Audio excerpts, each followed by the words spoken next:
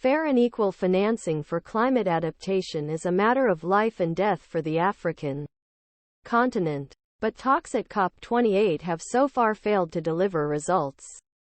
The African group's chief negotiator has warned.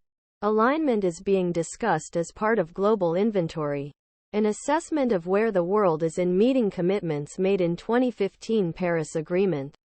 The long-awaited global target on adaptation, a collective commitment proposed by African Group in 2013 and established under the Paris Agreement, is also planned to encourage political action and financing for adaptation on same scale as mitigation in Dubai. But progress has been slow. Countries have yet to agree on measurable targets and guidelines, let alone establish a workable framework financing agreements that fairly reflect the burden on developing countries.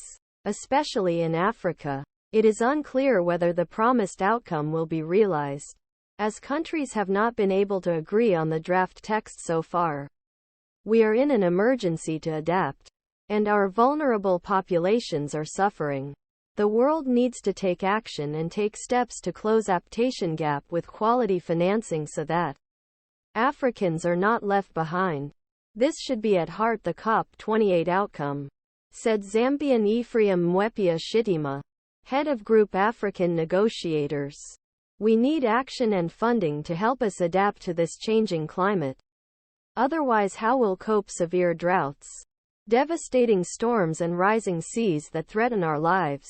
We are disappointed with the lack of progress so far, but just a few days left can still deliver. World leaders have acknowledged a significant gap in funding for nationwide adaptation to climate change. A recent UN report said funding for adaptation should reach $194,366 billion a year.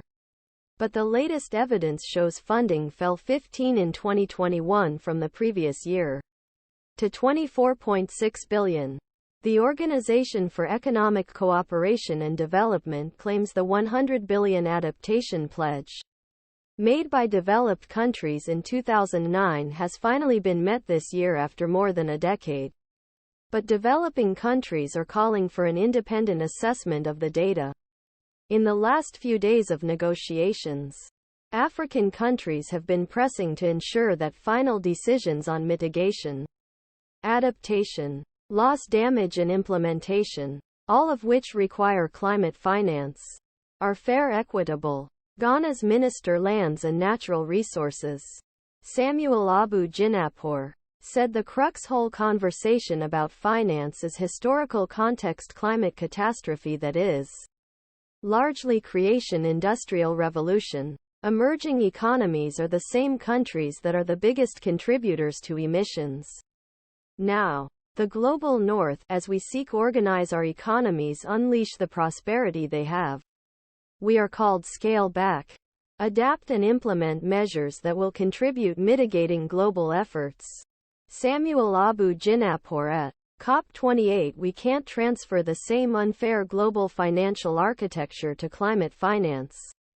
We need something different. Marti.